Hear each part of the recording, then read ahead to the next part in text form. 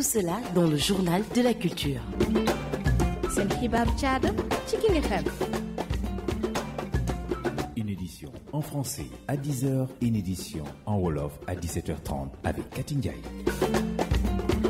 King FM, le journal de la culture. Musique, art, cinéma, danse, tout ici. Le journal de la culture sur King FM avec Cathy.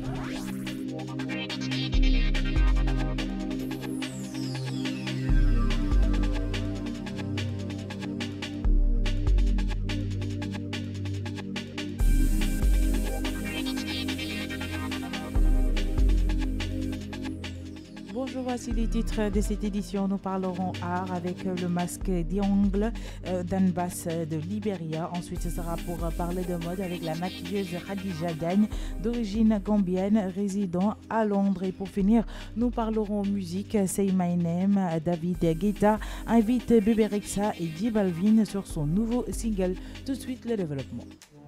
King FM, le journal de la culture.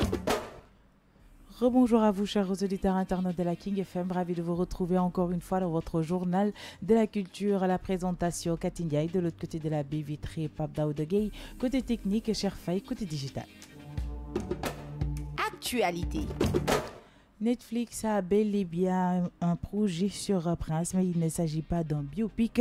La plateforme diffusera prochainement un documentaire sur les kids de Minneapolis dirigé par la réalisatrice oscarisée Ava DuVernay. Et d'après Deadline, le choix de la cinéaste n'est pas un hasard puisque Prince en personne voulait travailler avec elle. Elle a rencontré juste avant de mourir. Les héritiers de l'interprète de Powerline ont non seulement ouvert leurs archives à la réalisatrice de Selma, qui a eu également accès à des inédits du chanteur. En honneur à Ava DuVernay prend ce projet très à cœur et a bien l'intention de respecter la mémoire de l'artiste défunt. Prince était un génie, une joie et un électrochoc pour les sens. Il ne ressemblait à personne d'autre. Il a brisé toutes les idées préconçues, dépassé toutes les limites, partagé son cœur dans sa musique. La seule façon dont je m'imagine faire ce film est avec de l'amour et avec une grande attention. Je suis honoré de le faire et reconnaissance pour l'opportunité que m'a offerte sa succession, a-t-elle déclaré dans un communiqué. Mode. Ce sera pour parler de Khadija Diagne, une maquilleuse d'origine gambienne résidant à Londres. Depuis toute petite, elle a toujours aimé se faire belle et admirer tout ce qui était lié au maquillage. Khadija s'est professionnalisée dans le make-up il y a de cela 5 ans, même si elle n'a pas suivi de formation sur ce domaine. Elle est au micro de King FM.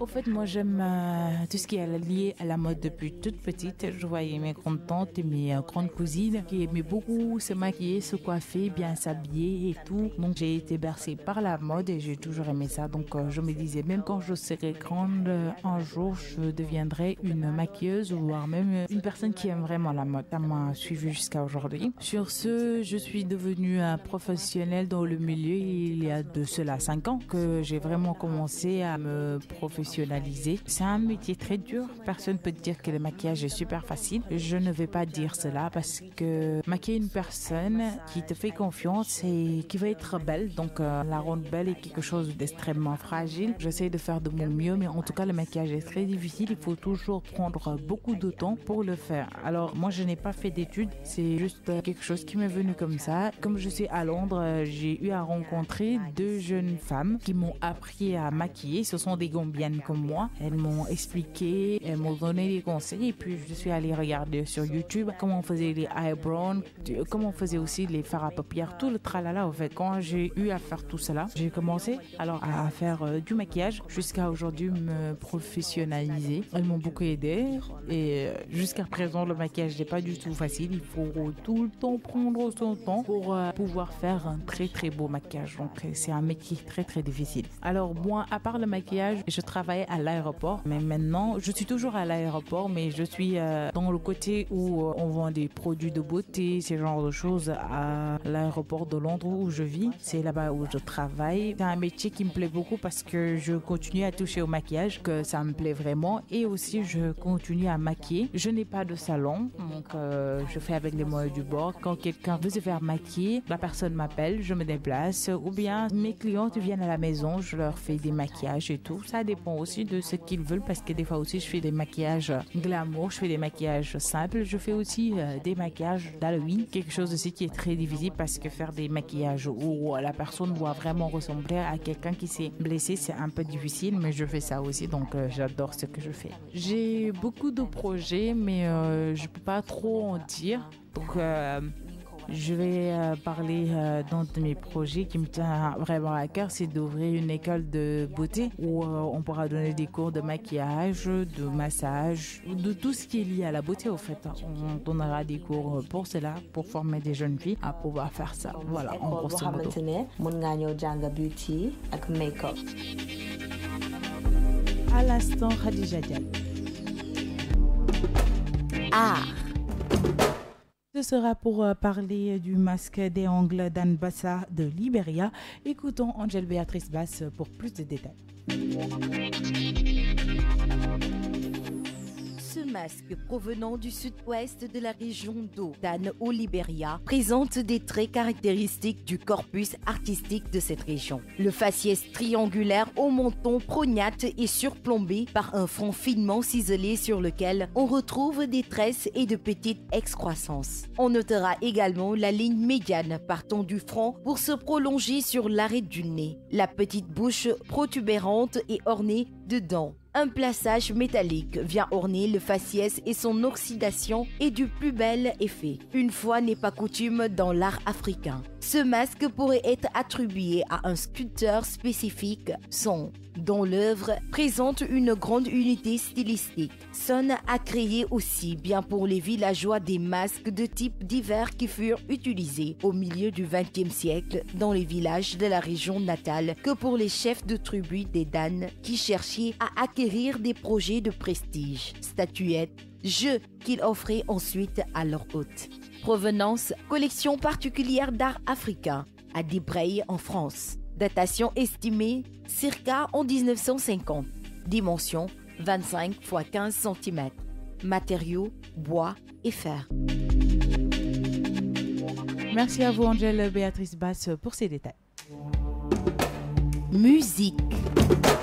Après le carton de Flame ou à Like a Do, David Guetta continue d'exploiter son album Seven. Cette fois-ci, le DJ a fait appel à Bébé Rexha et J Balvin sur le solaire et latino Say My Name.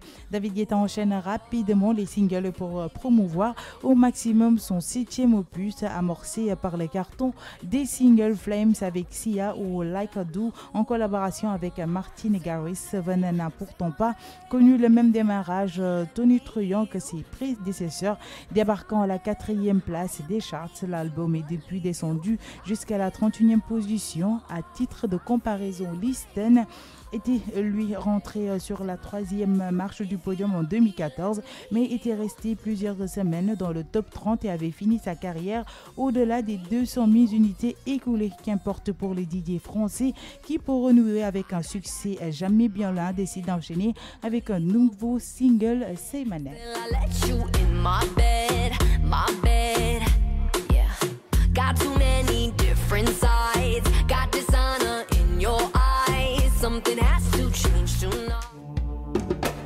Sport.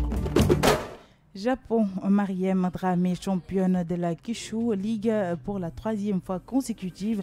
Mariam Dramé est championne pour la 3e saison consécutive. Elle termine meilleure scoreuse également. La basketteuse sénégalaise remporte donc le championnat universitaire en Japon avec son club. Elle enregistre donc la meilleure performance dans cette rencontre et gagne pour la 3e fois consécutive le championnat. La Sénégalaise sera sûrement pistée par les grands clubs japonais. Toujours en sport, Bercy, blessé, Rafael Nadal déclare forfait. Novak Djokovic va redevenir numéro 1 mondial. Rolex Paris Masters touché aux abdominaux. Rafael Nadal a annoncé son forfait pour le rendez-vous parisien à quelques heures de son entrée en lice face à son compatriote espagnol Fernando Verdasco. Le numéro 1 mondial qui n'a plus joué depuis l'US Open va donc laisser son trône au Serbe Novak Djokovic au classement ATP qui sera publié lundi prochain. Votre agenda culturel. Et ceci mettra un terme à votre journal de la culture. Vous aurez le festival Métisson du 6 au 8 décembre 2018. La ville de Saint-Louis va vibrer au rythme de plusieurs prestations d'artistes locaux et internationaux venus célébrer la 9e édition du festival Métisson à l'Institut français. Vous aurez aussi le festival Les Vieilles Pirogues après 5 ans d'existence. Nous vous invitons à soutenir la 6e édition de notre festival organisé par l'association Tapis Vert à Saly, Sénégal, les 9 et 10 novembre prochains. Vous aurez aussi le festival international Kayor Battle après une 4e édition riche en couleurs. Urban Art Sénégal revient encore cette année avec plus d'innovation pour la 5e saison du festival international Kayor Battle du 26 au 30 décembre. Toujours en danse, vous aurez le Dakar Kizomba Congress du 31 octobre au 7 novembre. Les danses africaines sont à l'honneur avec ce festival qui organise de nombreuses leçons de samba, de kizomba ou encore de mbalar pour les enfants. Un week-end spécial Halloween. Les nuages perdent leurs plumes, vous promettent un week-end terrifiant pour essayer de dompter vos peurs au parc de Anne pour la fête d'Halloween, c'est 4 et 5 novembre. Culture, musique, art, cinéma, danse, tout ici. Le journal de la culture sur King FM avec Cathy.